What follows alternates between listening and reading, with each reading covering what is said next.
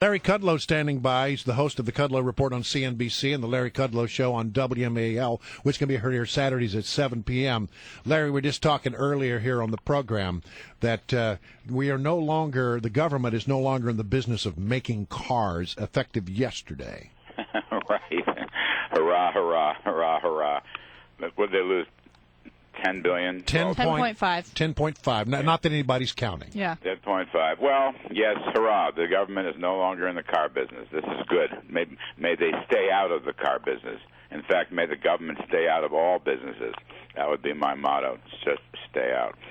Well, hold it. They say that, if they hadn't stepped in, it would be worse. Would have lost 1 million jobs. Yeah, they say a lot of things, actually, Team Obama. I hear them saying things all the time. Look, we're not going to refight this whole battle, but the fact of the matter is the differential between a bankruptcy proceeding and the government bailout, so-called, wouldn't have been that much in terms of job losses. I don't think it would have mattered. I mean, this is an ailing industry with sliding jobs for decades, as a matter of fact.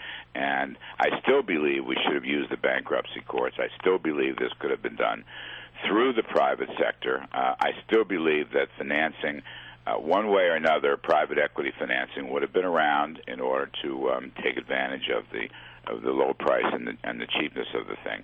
But who knows? We'll never know. We'll never know. Each side is going to pick up sticks. My view is governments should not be bailing out companies or industries, okay? But that was a crisis. It was a tough time. The bank bailout debate will go on forever. It'll never be resolved. The car debate, who knows? Do you think that they've learned their lesson, though? And do you think that in the future people will look at this and say, okay, maybe this helped, but we've also lost a lot of money on this, and maybe trying out the private sector next time? No, I don't think they. I really don't. I hate to be a cynic about it, but the fact that they lost $10 billion, they'll tell you it could have been hundreds of billions of dollars. They'll tell you the whole economy could have imploded.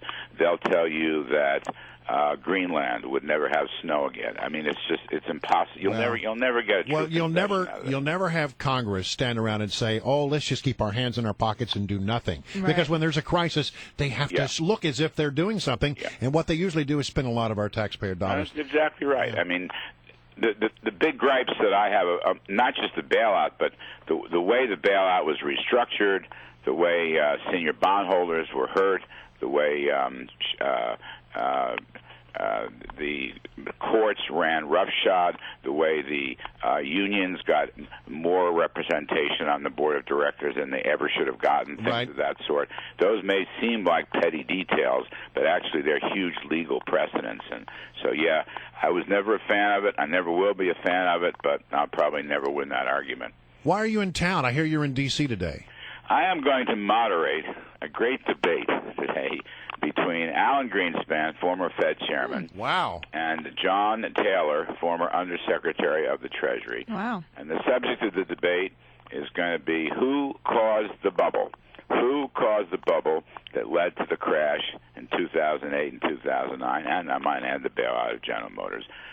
It's an interesting story. I interviewed Alan Greenspan, 3-4 months ago in Washington. We got around to talking about the bubble. People blame Alan Greenspan. Some don't. Greenspan, of course, had a book out, and he defended his position. He said, it was not the Federal Reserve's fault. It was international savings flows. John Taylor, who was Undersecretary of the Treasury and now teaches at Stanford and a very, very respected Republican economic advisor, believes that the Fed kept interest rates too low for too long, caused the bubble, which then caused a huge crash in 2008. And so it was funny. Greenspan had said to me on set, he said, I gave a paper at the Brookings Institute in rebuttal to John Taylor, who was a friend, but no one listened or no one read it or something like that. And I said, well, you ought to debate him sometime.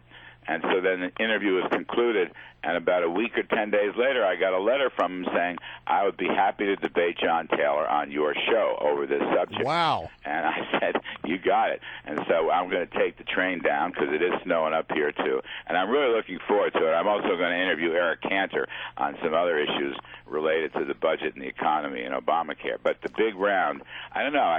We haven't figured out yet whether I want to go 10 rounds here or 12 rounds.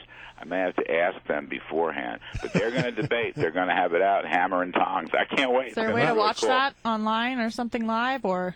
It's live. It's going to be live. Wow. Is there a live stream? Report, 7 to 8 p.m. I reckon it'll be our lead story. I reckon. I reckon that'll be worth watching. Larry Kudlow, Thanks, Larry. the host of the Kudlow Report on CNBC and the Larry Kudlow Show, heard Saturdays at 7 p.m. right here on WMAL. Thanks much, Larry. Good to talk.